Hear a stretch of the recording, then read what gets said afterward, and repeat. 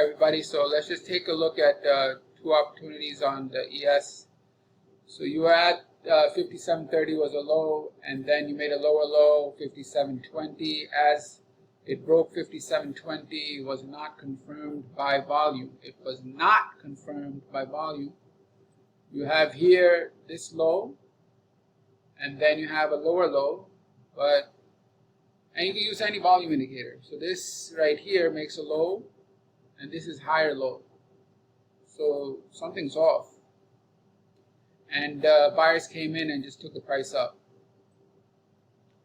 So then it went up here, and it's in the same thing but in the opposite direction. Over here you made a lower low, unconfirmed. Over here you did make a higher low, a higher high, which had volume. And then it had no breakout. So the question is, when you're at resistance, is it going to break out? Yes or no? And when you're at support, is it going to break down? Yes or no? So looking at this, instead of breaking out, it started doing this, which is what? Sideways movement, and then it broke back within the range. It broke back within the range. So it's not going to break out, right? Because it's breaking back within the range on heavy volume. Look at this. This is what I call big red. But what's striking about this is, usually a lot of times this helps me confirm, is that if you're at a resistance level, should your volumes be declining? If you're at a resistance level, should your volumes be declining? Or do you need volume to do the breakout? To do the breakout, you need volume. It should not be declining. But what happened here is declining. And then after that, you have big red. So it means there's no demand to do the breakout. And that's why you have a breakdown. And after that, it was just a pullback into, test the breakdown. The breakdown right here, the red bar. Test the breakdown and go down. Right?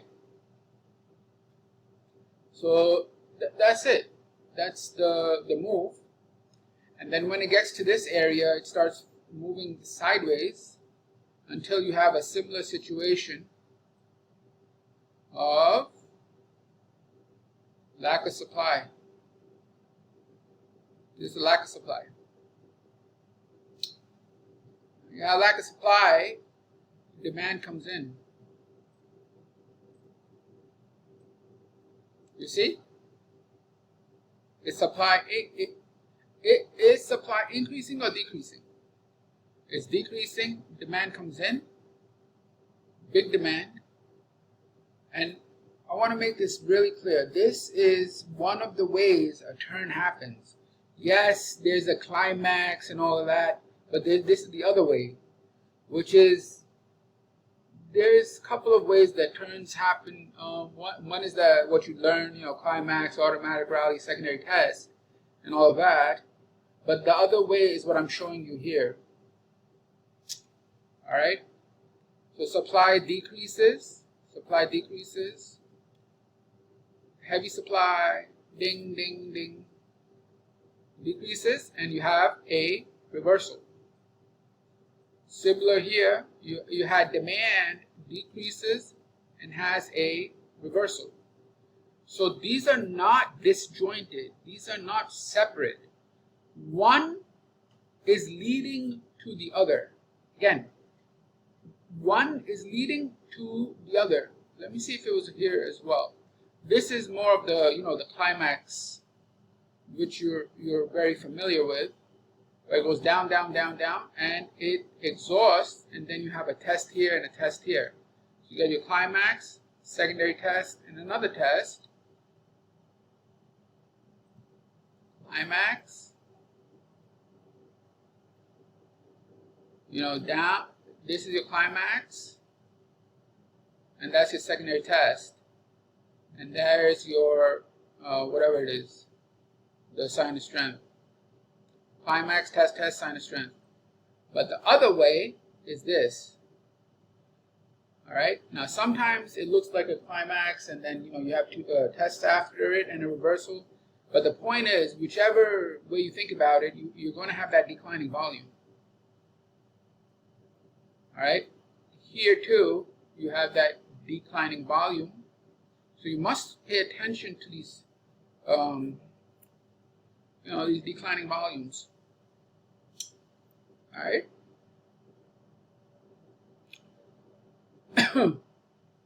Where was I?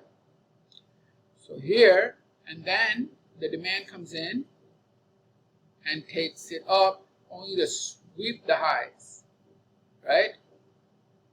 So this was the trade. This was the bullish sentiment coming in, rallying, setting up the pullback opportunity, and giving this swing above this high. Now here it gets really interesting.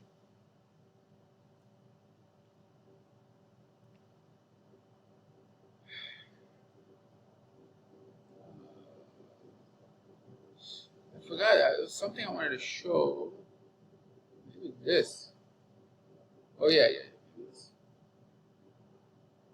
So as you know, like smart money is, they're the ones who are moving this up and down, and they always make money. They are planning and executing, and you can see it. So for example,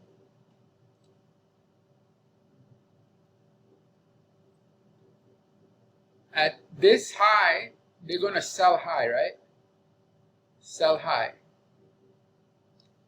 So at that high, 20,000 contracts were sold.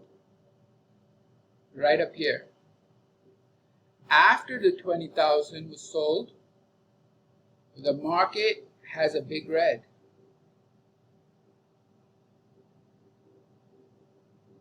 So this means the demand has encountered supply. In the case here, it was right here. 20,000 contracts right in here, which is this, bang, and reverse. So 20,000 contracts, one final test, and a move up. 20,000 contracts and a rally. You see the same thing up here. Look what they did. When the market goes up, 30,000 contracts of effort in here, 30,000, and then rally downward. So that 30,000 is distribution right there. It is confirmed only after price moves down. It means demand met supply in this block of 30,000, and supply overcame it, taking price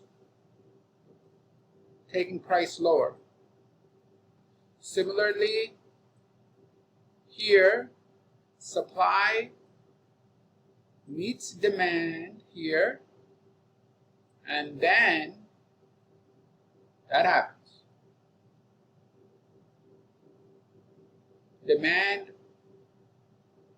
Supply meets demand here and marks up prices. So same thing.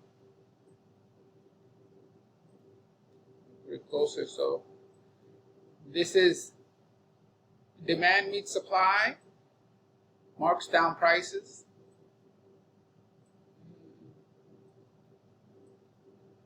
Supply meets demand, and you have to wait for this, the rally, okay? And on a PNF tape reading chart, it looks like this, the way I did it right here. Let me bring this down a bit. So supply meets demand, and bang. Again, here, the demand is meeting supply. They bring it down, and one more time here, where demand meets supply. How do you know? It's unable to go through. So if it's not going to go through and falling down, you know that that demand is overwhelmed by supply and breakdown. Right? So you just need to see a selling, strong selling, and big red right there. So this is distribution. This is the result of the markdown that's happening. This is the distribution, and this is the markdown. This is the accumulation, and this is the markup. That's a wrap. That's what happens. So, where was this? Oh, shit. Anyway, so that's the story. Let me just show maybe one more chart, because this is tape reading. Okay, I think let's go to another market. Let's go to natural gas. I mean, this one, they did it right here, and then the break is, right there.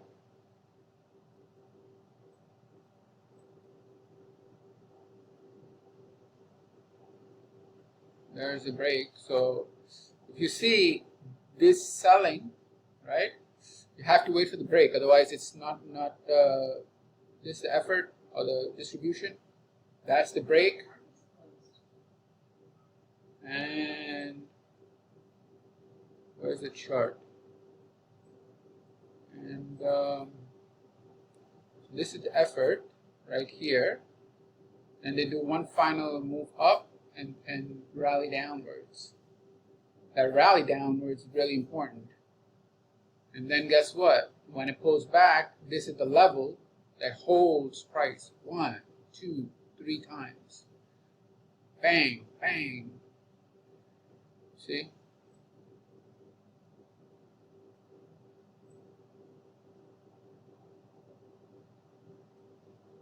All right. So what did y'all learn today?